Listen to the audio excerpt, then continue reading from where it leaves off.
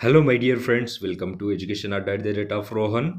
So ఈరోజు మనం psychology క్లాసెస్లో భాగంగా సైకాలజీ అధ్యయన పద్ధతులలో మనము ఈరోజు పరిపృచ్ఛ పద్ధతిని గురించి తెలుసుకుంటాము.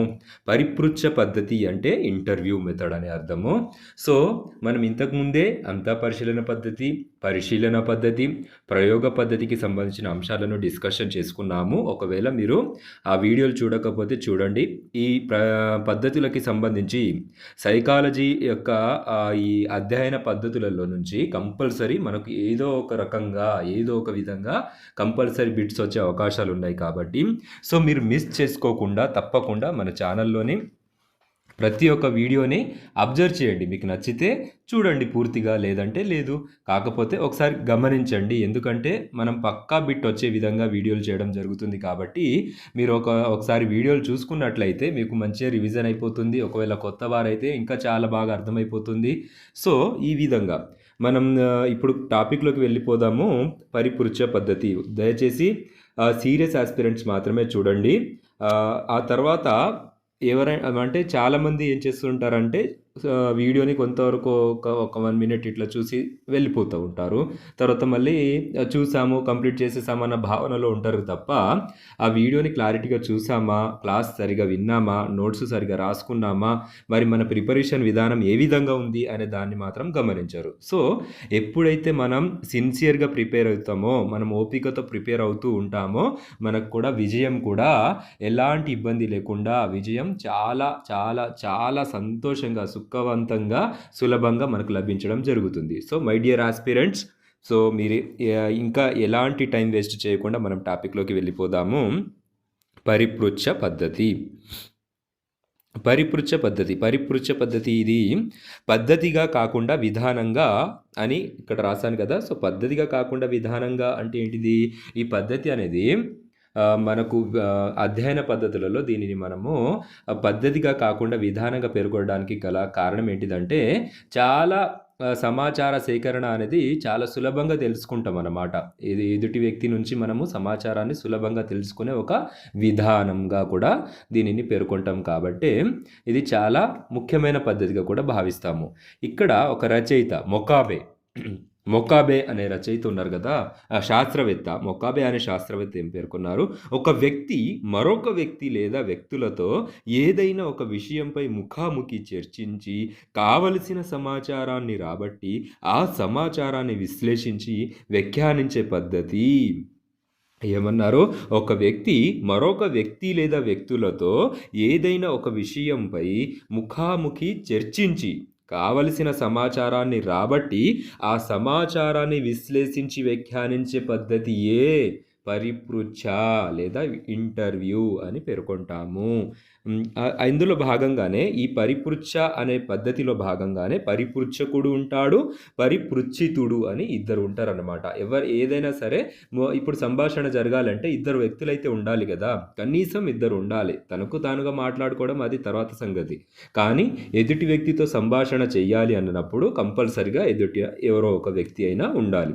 సో ఈ విధంగా ఇద్దరి మధ్య కమ్యూనికేషన్ అంటే ఈ జరుగుతూ ఉంటుంది కదా, సంభాషణ జరుగుతూ ఉంటుంది. కాబట్టి అందులో ఒకరిని పరిపృచ్ఛకుడు అని అంటారు, ఇంకొకరిని పరిపృచ్ఛితుడు అని అంటారు. సో ఇక్కడ పరిపృచ్ఛకుడు అని ఎవరిని అనాలి, పరిపృచ్ఛితుడు అని ఎవరిని అనాలి అని అంటే, చూడండి ఇక్కడ ప్రశ్నలు ఎవరైతే అడుగుతారో వారిని పరిపృచ్ఛకుడు అని అంటారు. ఇంటర్వ్యూ తీసుకుంటారు కదా మన దగ్గర నుంచి, వారిని పరిపృచ్ఛకులు అని అంటారు. అండ్ తర్వాత పరిపృచ్ఛితుడు అంటే సమాధానం ఎవరైతే ఇస్తూ ఉంటారో వారిని పరిపృచ్ఛితుడు అని అంటారు. సో ఈ విధంగా మనం క్లాస్ రూమ్ ఇంప్లికేషన్ చేసుకున్నామైతే, మనం ఇప్పుడు ఉన్నాము పిల్లలకి సంబంధించిన ఏమైనా ఇంటర్వ్యూకి సంబంధించి పిల్లల్ని ఒక్కొక్కరుగా పిలిచి ఇండివిజువల్గా వారి బిహేవియర్కి సంబంధించి కావచ్చు, ఏ విధమైన సరే అంశాన్ని తెలుసుకోవాలనుకున్నప్పుడు మనం వారిని అడుగుతాం. ఇండివిజువల్గా క్వశ్చన్స్ అడిగినప్పుడు వారు మనకు రెస్పాన్స్ ఇస్తూ ఉంటారు కదా. సో ఆ విధంగా ఇచ్చినప్పుడు వారిని ఏమన్నా అనొచ్చు మనం? పరిపృచ్ఛితులు. మనం ఎవరు? పరిపృచ్ఛకులము. అర్థమైందా? చాచి అంతే, తేడా ఏం లేదు. చాచి ఇందులో మీరు చాలా జాగ్రత్తగా గమనించాలి. తర్వాత ఈ పరిపృచ్ఛ అనే మెథడ్ 2 టైప్స్ అనమాట. సంరచిత, అసంరచిత. సంరచిత అంటే ముందుగానే ప్రశ్నావళి తయారు చేయడం జరుగుతుంది. అంటే ముందుగానే ఒక టైం సెట్ చేసుకుంటారు. ఆ టైంలో ఎన్ని క్వెషన్స్ అడగాలో ఆ క్వెషన్‌ని ప్రిపేర్ చేసుకుంటారు. అంత ఫార్మల్ వేలో జరుగుతా ఉంటుందనమాట. ఇప్పుడు ఏదైనా సరే మనం జాబ్ ఇంటర్వ్యూస్‌కి చూస్తూ ఉంటాం కదా! సో, వాళ్ళు ఫస్ట్ క్వెషన్స్‌ని తయారు చేసి ఉంచుకొని, ఆ తర్వాత ఆ క్యాండిడేట్ ఎవరైతే లోపలికెళ్తారో వారికి ఆ క్వెషన్స్‌ని అడగడం జరుగుతుంది. వెంటనే ఆ నిర్ణీత సమయం లోపల ఇంటర్వ్యూ పూర్తి చేసి బయటికి పంపించడం జరుగుతుంది. సో, ఈ విధంగా ఒక ప్రాపర్ వేలో కొనసాగుతా ఉండే ఇంటర్వ్యూనే మనం ఏమంటామంటే సంరచిత పరిపృచ్ఛ అని అంటాము. ఆ తర్వాత అసంరచిత పరిపృచ్ఛ. అసంరచిత పరిపృచ్ఛ అంటే దీనికి మనం ముందుగా ఎలాంటి రాసుకోము, ఎలాంటి క్వెషన్స్‌ని కూడా తయారు చేసుకోము. అయితే దీనినే మనం కారల్ రోజర్స్ అనే శాస్త్రవేత్త ఏం చెప్పారంటే, దీనిని అనిర్దేశిక పరిపృచ్ఛ అని పేర్కొన్నారు. అనిర్దేశిక పరిపృచ్ఛ అని ఎందుకన్నారంటే, దీనికి ఒక నిర్దేశిక అంటే ఏదో ఒక ప్రాపర్ వే అనేది కూడా దీనికి అవసరం లేదనమాట. ఎప్పుడైనా సరే ఇప్పుడు నా ఫ్రెండ్ కలిసాడనుకోండి, నేను తనని మామూలుగా క్యాజువల్‌గా ఎళ్లి ఇంటర్వ్యూ తీసుకోవడము. అలా. ఇప్పుడు వార్తాపత్రికలలో రాసే ఇంటర్వ్యూస్ కూడా ఉంటాయి కదా! మామూలుగా కొంతమంది ఇప్పుడు న్యూస్ రాసేవాళ్ళు రిపోర్టర్స్ మైక్ తీసుకొని డైరెక్ట్‌గా వెళ్ళి ఆ సంఘటన స్థలానికి వెళ్ళేసి డైరెక్ట్ క్వెషన్స్ అడుగుతా ఉంటారు. సో, వారు ఫస్ట్ ముందుగానే ప్రిపేర్ చేసుకొని ఉండొచ్చు, ఉండకపోవచ్చు. చాలా దాదాపుగా ఉండరు.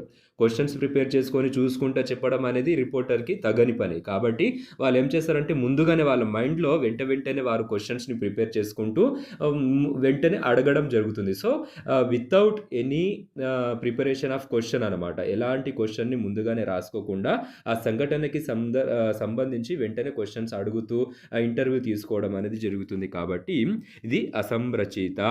సంరచిత అంటే అనేది మనం దాదాపుగా నెగెటివ్‌లోనే మాట్లాడతాం కదా! కాబట్టి ఎలాంటిది రాయబడనిది. సంరచిత రాయబడినది అని గమనించుకోవాలి. సో, ఈ అసంరచితకి నో టైమ్ లిమిట్. మనం సంరచితలో ఒక టైం అనుకున్నాం, ప్రాపర్ వే అనుకున్నాము, అది ఇది అనుకున్నాం కదా! సో, దీనికి ఎలాంటి టైం లేదు. ముందుగానే ప్రశ్నావళి తయారు చేయడం జరగదు అనేది గమనించాలి. ఆ తర్వాత నోట్. ఇది చాలా ఇంపార్టెంట్ అంశం చూడండి. ఒక విషయంపై ఒక వ్యక్తి అభిప్రాయం తెలుసుకోవలసి వచ్చినప్పుడు ఏ పద్ధతి యూజ్ కానప్పుడు వాడబడే ఏకైక పద్ధతి పరిపృచ్ఛ పద్ధతి. ఇప్పుడు మనం అనేక రకాల పద్ధతులను యూజ్ చేసుకున్నప్పటికీ ఒక వ్యక్తి యొక్క అభిప్రాయాన్ని తెలుసుకోలేకపోయినప్పుడు మనము ఈ ఇంటర్వ్యూ అనే పద్ధతిని ఉపయోగించుకొని వారి యొక్క సమాచారాన్ని, వారి యొక్క అభిప్రాయాన్ని సులభంగా తెలుసుకుంటామంట. సో, ఇది చాలా ఇంపార్టెంట్ పద్ధతి. చాలా ఇంపార్టెంట్ పాయింట్. మన క్వెషన్ రూపంలో అడుగుతారు. ఏంటిది? ఒక విషయంపై ఒక వ్యక్తి అభిప్రాయం తెలుసుకోవలసి వచ్చి ఏ పద్ధతి యూజ్ కానప్పుడు వాడబడే ఏకైక పద్ధతి ఏమిటిది అని అడగవచ్చు. సో, అది పరిపృచ్ఛ. దీనినే ఇంటర్వ్యూ అని అంటాము. సో, నెక్స్ట్ పాయింట్ ఇందులో మెరిట్స్ ఏంటిదో గమనిద్దాం. పరిపృచ్ఛ పద్ధతిలో మెరిట్స్. మూఢనమ్మకాలు వంటి విషయాలపై ప్రముఖుల అభిప్రాయాలు తెలుసుకోవడానికి ఇంటర్వ్యూ ఉత్తమ పద్ధతి.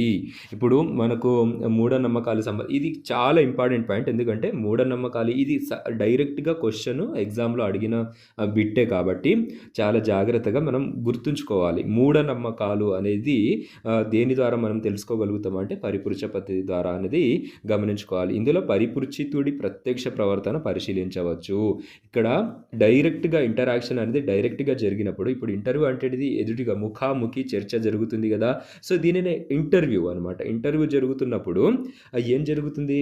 మనం కళ్ళ ముందు ఉన్న ఆ వ్యక్తిని ప్రత్యక్షంగా అతని యొక్క ప్రవర్తనను పరిశీలించడం జరుగుతుంది అని ఇక్కడ పేర్కొనడం జరిగింది. సో, ఇందులో మెరిట్స్ ఏంటిది? మూఢనమ్మకాలు వంటి విషయాలపై ప్రముఖుల అభిప్రాయాలు తెలుసుకోవడానికి ఇంటర్వ్యూ ఉత్తమ పద్ధతి. అదేవిధంగా ఇందులో పరిపృచ్ఛితుడి ప్రత్యక్ష ప్రవర్తన పరిశీలించవచ్చు. ఆ తర్వాత దీంట్లో డీమెరిట్స్. ప్రతి ఒక్క పద్ధతిలో మెరిట్స్ ఉంటాయి, డీమెరిట్స్ ఉంటాయి. చాలా జాగ్రత్తగా మనం గమనించుకోవాలి. ఇది వ్యక్తినిష్టత గలది. వ్యక్తినిష్టత గలది అని అంటే ఆ వ్యక్తికి మాత్రమే సంబంధించి ఉంటుంది. అంటే అతను ఆ వ్యక్తి అభిప్రాయాలను తెలుపవచ్చు, తెలుపకపోవచ్చు. మనం అంతఃపరిశీలన పద్ధతిలో పేర్కొన్నాం కదా! అదే విధంగా ఇక్కడ కూడా అంతే. అంతఃపరిశీలన పద్ధతి కూడా వ్యక్తినిష్టత కలిగిన పద్ధతినే. ఈ పద్ధతి కూడా అంతే. పరిపృచ్ఛ పద్ధతి కూడా వ్యక్తినిష్టత గలదే. చిన్న పిల్లలు, మానసిక రోగులకు, పశుపక్షాదులకు ఈ పద్ధతిని యూజ్ చేయలేము. ఎందుకంటే ఇంటర్వ్యూ ద్వారా చిన్న పిల్లలను మనం ఏమని ఇంటర్వ్యూ చేయలేం కదా! సో, మానసిక రోగులు కూడా పశుపక్షాదులు కావచ్చు. వారు ఏం చేస్తారు? ఇప్పుడు చిన్న పిల్లల్ని అడిగితే ఏం చేస్తారు వాళ్ళు? ఎంతో సేపు మనతో డిస్కషన్ చేస్తారు. చేయలేరు కదా! అది గమనించాలి. సో, సమాచారాన్ని వక్రీకరించవచ్చు. ఎవరైనా సరే వారు ఉన్న ఇన్ఫర్మేషన్‌ని ఉన్నది ఉన్నట్టుగా మనకి ఇచ్చే అవకాశం చాలా తక్కువ. అదేవిధంగా పరిపృచ్ఛకుడికి మరియు పరిపృచ్ఛితుడికి కోఆర్డినేషన్ అవసరం. ఎందుకంటే ఇప్పుడు నేనున్నాను, మరొక కొత్త వ్యక్తి ఉన్నాడనుకోండి. వారితో నేను ఇంటర్వ్యూ చేస్తున్నాననుకోండి. అతను నాకు అతని యొక్క ఇన్ఫర్మేషన్ నేను అడిగే ప్రశ్నలకు కరెక్ట్‌గా సమాధానాలు ఇవ్వడానికి అతను వెనకడుగేయొచ్చు. అదేవిధంగా నాకు తెలిసిన వ్యక్తి అయి ఉంటే, అరే! వీడు నా ఫ్రెండ్ కదరా! సో, నేను వీడికి ఇన్ఫర్మేషన్ షేర్ చేయడంలో ఇబ్బంది ఏమిటి? అనే నమ్మకంతో మనకు కొంచెం కరెక్ట్ ఇన్ఫర్మేషన్ ఇవ్వడానికి అవకాశాలున్నాయి. సో, ఎప్పుడైనా సరే ఆ పరిపృచ్ఛకుడికి, పరిపృచ్ఛితుడికి మధ్యన కోఆర్డినేషన్ లేదనుకోండి, ఇన్ఫర్మేషన్ అనేది చాలా తప్పుదోవ పట్టే ప్రమాదం ఉంది. కాబట్టి ఇది డీమెరిట్స్‌గా మనం గమనిస్తాము.